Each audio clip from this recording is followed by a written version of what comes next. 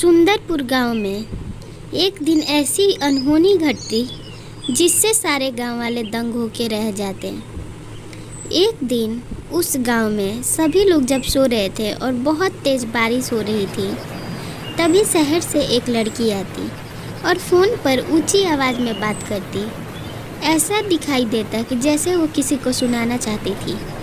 तभी उस लड़की पर उस गांव के एक ब्राह्मण की नज़र पड़ जाती। ब्राह्मण अपने दैवीय शक्तियों से पहचान लेता कि ये लड़की कोई साधारण लड़की नहीं, ये एक ठग है।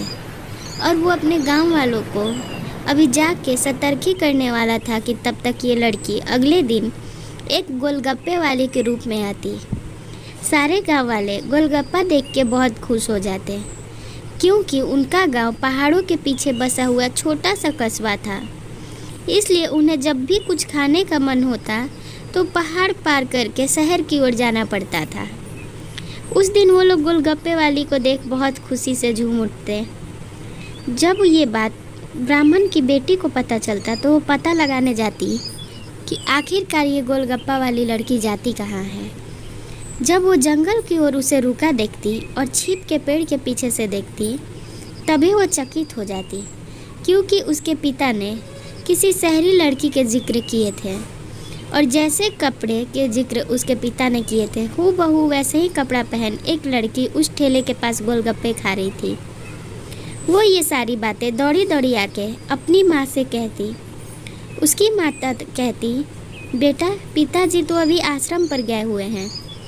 सुंदरी जल्दी से परेशान होकर कहती, माँ हमारे गांव पर खतरा आन पड़ी है, हमें सूझबूझ से काम लेनी होगी और पिताजी को ये बात बतानी होगी। इधर सारे गांव वाले सोए हुए थे। तभी वो पिशाचिनी निडर होकर उनके गांव में घूम रही थी और अपने किसी चेले को आवाज़ लगा रही थी। तभी उसका चेला वहाँ आता। उससे वो हंसते हुए कहती, ये सारे गांव वाले मूर्ख हैं, इन्होंने शहर का कोई चीज़ बहुत मुश्किल से खाया है, इसलिए हम लोग इन्हें बहुत जल्दी आसानी से मूर्ख बना सकते हैं। इन लोग को हम लोग गुपचुप खिला के खुश कर दे रहे हैं। पिशाचिनी अपने अंदर ही अंदर हंस रही थी।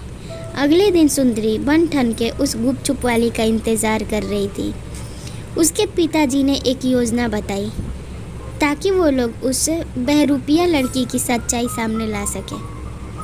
सुंदरी को वो सिखाए थे जैसा वैसा सुंदरी इंतज़ार में करने को तैयार थी। तभी उसे दूर से किसी की आने की आहट सुनाई देती। एक ठेला पर गोला बेचते हुए एक आदमी आता। उस गोले वाले से वो कहती कि कल तो यहाँ गुपचुप वाली आई थी, आज आप कैसे आ गए, कहाँ है वो गुपचुप वाली आंटी। तभी गोला वाला कहता, अरे बहन जी आप ये गोला खाइए और डेली डेली एक ही चीज़ नहीं खानी चाहिए। शहर तो आप लोग जल्दी जाती नहीं हो, तो क्यों ना आप लोग बदल बदल के चीज़ें खाएं। सुंदरी नाटक करती उसके गोले खाने की और वो कहती कि मुझे सारा फ्लेवर मिला के एक गोला बनाइए। वो ठेला वाला जब गोला की ओर ध्यान देता, इतने में सुंदरी उसका गोला ज़मीन पर फेंक देती और बेहोश होने का नाटक करती। वो ठेला वाला उसे मोहित कर अपने साथ जंगल की ओर ले जाता और ये कहते हुए जाता, अच्छा हुआ ये मूर्ख भी मेरे जाल में आ गई, आज मैं अपनी मैम साहब को खुश कर दूंगा। सुंदरी उसकी बातें सारे चिपके सुन रही थी। इधर उसकी माँ बहुत परेशान थी और मन ही मन खुद को कोस रही थी। ये कह रही थी कि मेरी एक ही प्यारी बेटी है, अगर उसे कुछ हो गया तो मैं कैसे जीऊँगी। तब तक वो ब्राह्मण आश्रम से आता और अपनी पत्नी को धैर्य रखने को कहता। उसकी पत्नी बताती, देखो जी मुझे वो ठग लोग पे थोड़ा शक हो रहा है, कहीं वो लोग खतरनाक लोग निकले तो मेरी बेटी की तो जान खतरे में आ जाएगी। इन लोगों को तो अभी शक था कि वो चोर डाकू हैं, पर इन्हें जो पता चलने वाला था इससे ये लोग चकित होने वाले थे, क्योंकि वो लोग चोर डाकू नहीं एक पिशाचिनी के जाल में आने वाले थे। पंडित जी अपनी पत्नी को समझाते और कहते, मैंने अपनी बेटी को एक मंत्र दिया है और नाटक करने को कहा है कि उनकी बातें वो बेहोशी में सुने और जब वो लोग उनके पास से हटे तो वो वहाँ से बच निकलेगी।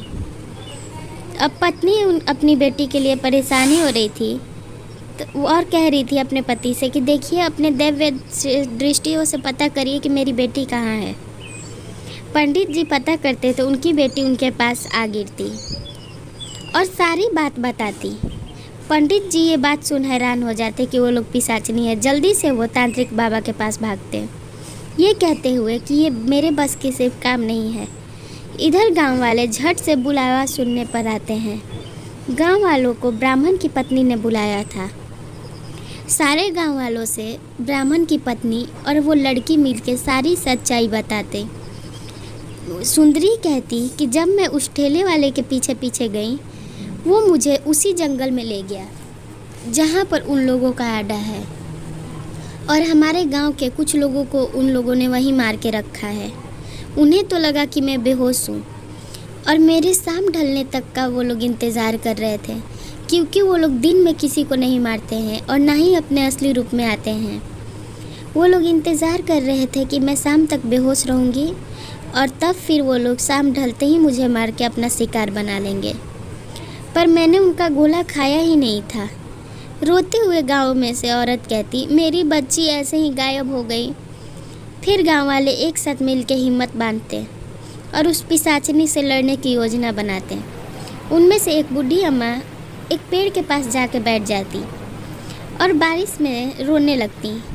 उन्हें रोता देख वो लड़की फिर से वही शहरी रूप पकड़ के आती और अम्मा को समझाती। कहती, अम्मा आप रो क्यों रही हैं, क्या हुआ? अम्मा उससे कहती, मेरे यहाँ कोई नहीं बचा। मेरी एक छोटी सी पोती थी जिसकी भी जान अभी चली गई। मैं जी कर क्या करूँगी? पिशाचनी मन ही मन हंसती और कहती, ठीक है, आज तो मेरी ये शिकार बुढ़िया ही बनेगी। कहती, अच्छा कोई बात नहीं अम्मा, आप मेरे साथ चलो। अम्मा ज़ोर ज़ोर से हंसने लगती और कहती, लौटा दे मेरे बच्चे को, लौटा दे मेरे बच्चे को। तभी पिशाचनी ना चाहते हुए भी अपने असली रूप में आने लगती और गायब होने की कोशिश करती। फिर जब वो गायब नहीं हो पाती तब फिर वो अपने असली रूप में आ जाती। उसका विकराल रूप देख पेड़ के पीछे छिपे ब्राह्मण भी निकल जाते और ब्राह्मण उसे अपनी बातों में उलझाने की कोशिश करता। पिशाचनी को पता चल जाता कि इन लोगों ने षड्यंत्र रचा है।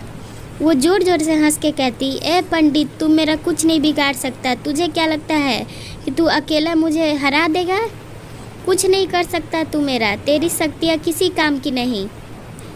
पंडित जी कहते हैं, अच्छा ठीक है, कोई बात नहीं, आइए हम लोग युद्ध करके देख लेते हैं। वो पंडित जी बस उस पिशाचनी को अपने बातों में उलझा रहे थे ताकि पीछे से तांत्रिक बाबा अपना कार्य कर ले। तांत्रिक बाबा भी अपनी मंत्र पढ़ना शुरू कर देते। तभी देखते ही देखते पंडित जी गायब होते और पिशाचनी की शक्तियाँ कम होने लगती। जब वो पलट के देखती तो तांत्रिक उसके पीछे हवन कुंड में उसकी आत्मा खींच लेते। पिशाचनी चिल्लाते हुए उस हवन कुंड में चली जाती और उस गांव के लोगों की जान बाल बाल बच जाती। फिर वो गांव के लोग चैन से जीने लगते हैं और किसी भी शहर से आए हुए लोगों पर जल्दी भरोसा नहीं करते हैं और खुशी खुशी मिलके एक साथ रहने लगते हैं। ऐसी कहानी के लिए चैनल सब्सक्राइब कर वीडियो को एक लाइक ज़रूर कर दें।